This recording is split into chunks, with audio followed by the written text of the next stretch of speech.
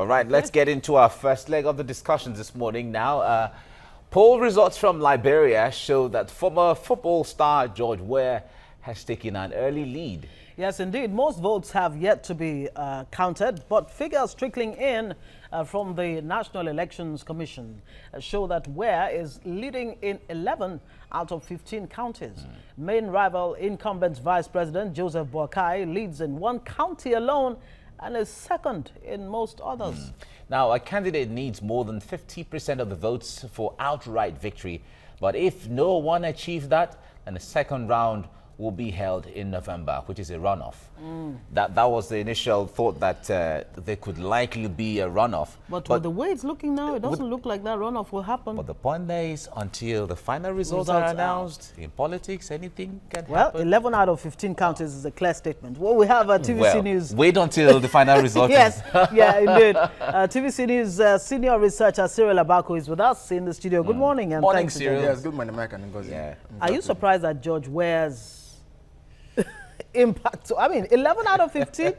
That's already a win. I mean, you have Arsene Wenger already. Congratulations. Mistakenly, erroneously. I mean, I think the victory sort of came 24 hours earlier because even while counting was going on, fake news, as has become the trend today, took it that he had already won. But he had not won. And so far, what we know is that until October 25, we cannot outrightly say that he has actually won. But I think it's good for Liberians and for Liberia. First of all, is the fact that all the candidates are saying the same things. They want to deal with corruption, which Sirleaf in the past 12 years has struggled to deal with. As a matter of fact, corruption seems to be a bit more entrenched now. They want to deal with unemployment, which is a basic issue. You have 60% of the population, young people, and out of that 60%, 80% of them are unemployed. That's a big issue. And then lastly, you have poverty. In the past 10 months alone, George Weah turned his campaign office into some kind of mecca or some sort of free food restaurant. We are just going and having free food, every day. So, but if you look at the issues, as I said, all the candidates were basically saying the same thing. But it now came down to a matter of personalities. Sirleaf could have used her office to accentuate or to popularize or to make her vice president a bit more visible, but she refused to do that. For not giving him endorsement, Weah has always had the clout. Yes, the clout, the personality, the charisma. People like to rally around him, as they call him, and he's popular. Yes, of course, because I mean, from his football years, he always did a lot of charity, paid players play for the national team. He was more or less the moral president. He was that unofficial leader of the Liberian people. So they were flocking around him. And so I'm not surprised seeing that he has used that grassroots mobilization and support that he has always had to come this far that he has come. So basically, two things. One is that it was a matter of personalities, and George Weah did so much. I mean, if you look at even someone like Alex Cummings and the rest of them, who were also having to go as far as going to families and saying, your children need to go to school, I pay their school fees, vote for me. That kind of thing. But I think when it came to that, Weah clearly had 10 months of free food. Well, whether it's genuine or just political, but the stomach infrastructure, what they will call it here. No, but let's look at, this is not the first time George Weah, remember he contested against Johnson Sirleaf at the beginning. Now, like you counted his popularity, his clout, he had all that going for him at that time. In fact, when it comes to popularity, people outside of Liberia know more of Weah than Johnson Sirleaf and all of that. So what has after that time he went back to school and so on, but what are the new things he brought on board that really gave him an edge, or is giving him an edge, so to say? Well, I think that a leader's foundation is important. He always had this thing going for him. His football years, like I said earlier, and the fact that he was doing a lot of give back to the Liberian people. That was one. The reason why George Weah didn't win in the first, I mean, even when he ran against Sirleaf, he won in the first round, but he was defeated in the second, and it was a fraudulent election. But he let it go for the sake of peace. It was fraudulent because Liberian women came out and mobilized because they had been so massively raped and so massively violated in the Chancellor years. Imagine that this, I mean, the practical thing was that the women went to beer parlors, bought beer for the men, and took their voters' cards. They went to their children and said, my son, give me a vote. So they were massive voters' cards. And we are voting massively for Sirleaf. It was a surprise victory. When we went to the polling stations, they were guarded. But he was defeated in the second, and it was a fraudulent election. But he let it go for the sake of peace. It was fraudulent because Liberian women came out and mobilized. because they had been so massively raped and so massively violated in the Chancellor years. Imagine that this, I mean, the practical thing was that the women went to beer parlors, bought beer for the men, and took their voters' cards. Wow. They went to their children and said, my son, give me a vote. You know, so they were massive voters' cards, and we are voting massively for Ellen Johnson Sirleaf. It was a surprise victory. When they went to the polling stations, they would gather and say, I have a child, please, allow me to vote. When she votes, she takes that child and gives back to another woman. Some ladies put cloth in their stomach and pretended that they are pregnant. So the women came out and mobilized, went across the country and made sure that one of their own won the election. It was fraudulent, but Chancellor said, what's his name? George Weah said, well, I let it go for the sake of peace. Now, fast forwarding it 12 years later, something has happened. You know, Weah has realized that, look, politics has a lot of home truths, and you have to cede some ground. Chancellor's ex-wife is his running mate.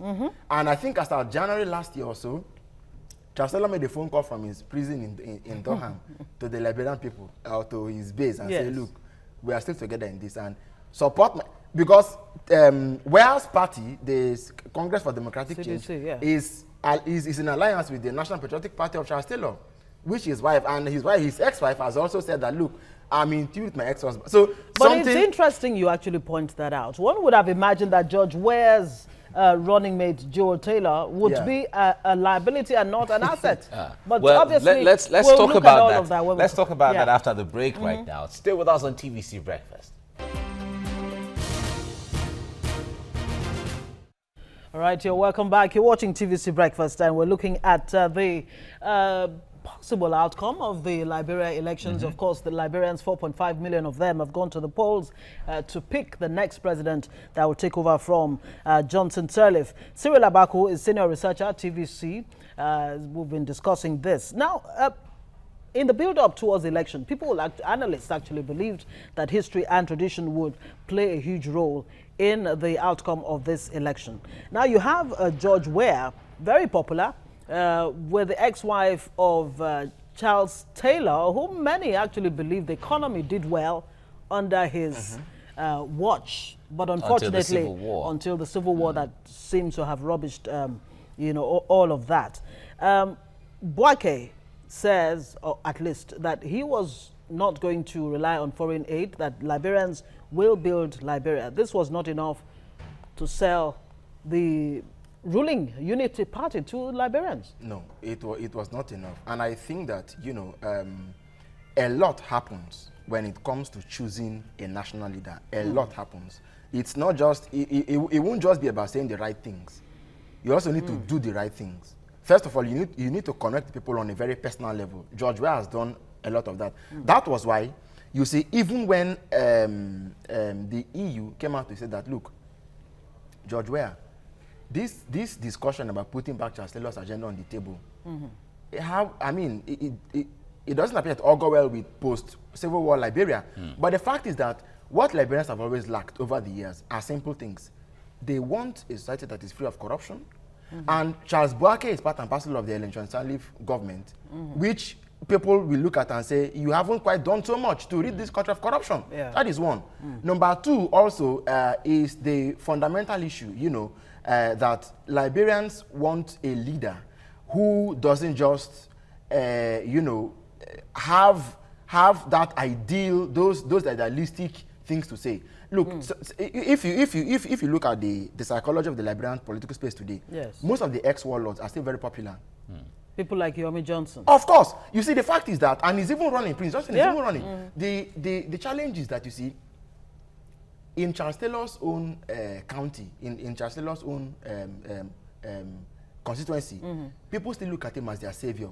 The fact that, one man's hero is another man's villain, you understand that? But the fact is that, you see, people still look at what they want, and the leader who sort of embodies those ideals, regardless of whatever history or whatever legacy that person might have had in the past. Where appears to be that person around whom people want to rally round. He wants to be able to connect both the past and the future, using the present as a vehicle, to traverse those various generational spaces. So I think that somehow he has been able to articulate those values, and then, like I said, been able to engage and connect with people on a very personal level. Now, you look at the fact that despite the claim, the huge, not huge per se, but initial difficulties, people arriving at polling stations and not being able to vote and waiting, you know, long hours and so on. Voting went peacefully. Yes, even the largely. Yes, both ECOWAS, EU, American observers have all said, look, these polls have gone peacefully. One fundamental principle about democratic culture is not just about outcomes. It's about processes, procedures, and vitally, the institutions that drive these processes. Voting has taken place, you know, commendably and peacefully. Now, what remains to be seen is how these votes that are being counted will in turn count. We saw that happen in Kenya. There was a lot of fear about what was going to happen, but votes were counted, and parties who didn't accept what was going, you know, the outcome went to court, and the court spoke. So even those the other is a deviation from the last experience in 2000. A mighty deviation. So when you look at what's happening in Liberia as well, there are 20 contestants. Ngozi, quite perhaps comically speaking, we have Chancellor's ex-girlfriend. You know, but importantly, those who say we are not satisfied with the outcome have the liberty to go to court to seek redress or to explore whatever other constitutional means may be approved of available to them. Yeah, available to them. All right. So I think that's also important. Yeah, let's try to manage time now. The point there is we saw former president now, or he's still president. They've not sworn in any new president. We saw Johnson Sirleaf visit Nigeria a lot. Yeah. We also saw George Weah visit Nigeria a lot. What role has Nigeria and some other West African countries played in the peaceful transition in Liberia? If you look at it, I think very boldly speaking, ECOWAS, particularly Nigeria as Africa's big brother, played a very big role. I think that the Liberian political process or political history, modern Liberian political history, signpost some of Nigeria's biggest gains in her diplomatic engagement with Africa and the wider world. The international community wanted peace to return to Liberia, and Nigeria was that vehicle, you know, to make sure that it happened. You remember that beginning from our interventions during ECOMOG and up until when elections had to be held. After we moved from the William Tolbert years to Samuel Doe and then Johnson and then Charles Taylor. Nigeria was also instrumental in restoring peace because after Charles Taylor passed on, there was, I think, Glad Bryant also, who was the transition president. Yes. Okay. So from him, power went to John Sirleaf. Somehow, you will understand that, in fact, it took this breathing down of Nigeria and other big brothers to make sure that the fraudulent elections that brought Sirleaf to power were not contested in a way that could have taken the country back to, you know, unrest. So that has always been there. Nigeria was able to manage and midwife. Seeing us in the background, seeing us in the shadows. Okay, but there are those made Liberia to sit up and make sure that what perhaps wouldn't have worked actually worked. Cyril, some have said Nigeria has not in any way benefited for her intervention in bringing all of these bringing Liberia where it is right now. Okay. So, what now? This statement, very loud from the Liberian electorate, seems to be saying, Johnson Sirleaf, you may have broken the glass ceiling as far as the first female African president is concerned, but you have not delivered on the promise that we hoped that you would. What does that say, you know, going forward for, you know, female candidates, women candidates across Africa, especially a country like Nigeria? Well, first of all, what I would say is that I think the circumstances that precipitated her rise to power were very delicate. You remember that in Liberia, they set up the Truth and Reconciliation Commission, which finished its work in 2010. And up until, you know, implementing such things are not something you can do overnight. It's been a piecemeal process. So she had that in the shadows as well. They needed reconciliation, and then they needed social development as well in terms of infrastructure. She scored a point by making sure that road that linked them to Guinea, you know, came into being, creating jobs and helping. But I think that it is if you want to effect change, real lasting positive change, it's going to be a long-term approach. It's going to involve long-term planning. What I think we should be bothered about is, even if for the sake of having one, if she actually had a development master plan, how can those who are also coming in take it off from where she has stopped and continue? Because it's a continuity process. Things are so bad in Liberia today that Even if Charles George Weah comes, or Charles Bromskin, or Alex Cummings, or Joseph Boakai comes in, and all that they do is to continue to provide free food, people will still be happy because Liberia is you one have of the poorest countries 50% of Liberians live terrible. below the poverty line. It is terrible. So what we can also do is to see. I do not know, for instance, how women groups in Africa, for instance, mobilized to also come to assist one of their own. Because the truth is that after Sirleaf was left to power, I do not know if that momentum that brought her up, I mean external momentum, was sustained. You know, that African brotherhood that helped her to come. I do not know if it was sustained. I think somehow after she came to power, she was sort of left to on her own to do it. But in all of this gender thing, women want, does it really matter? Does it really matter? Because we've seen, okay, fine, Johnson Sirleaf, now we're talking about, well, it wasn't different because of being a woman. We remember Joyce Banda in Malawi. We saw how the story went. If you go to South Korea, Park Geun-hye, we saw how it went. You go to Brazil, and so on. Is it really about women being better? Have they really performed because they are women? Ask me, I will say no. But there is a problem. If you look at Kenya... Is it because the men did not cooperate with them? Is it possible? No, the women didn't play the card well? Or they don't even understand the system? If you look at Kenya, they've made reservations for women. The affirmative action, as they say. In Liberia, I think Rwanda is even the best example. If you look at Liberia, they've made some parliamentary seats for women. I think since they made it an agenda on the table, you cannot take it entirely away. So there is a sense in which we look at the development index and we say, okay, what have they also done since they fought for it and they've got it? For instance, if you look at what's going on in Liberia, the rape scourge that brought her to power made Parliament to pass a law that said if anybody was arrested on or tried on an allegation of rape, there will be no bail. But as I speak to you, that there's another bill before the Liberian Parliament saying that people who are arrested on bail of rape should be granted bail. And if that because they're innocent until they're found guilty. But you see, because of the peculiarity of the experience and the particularity of the history, they have said, look, if somebody is even as much as arrested, let the person stay there until he's tried.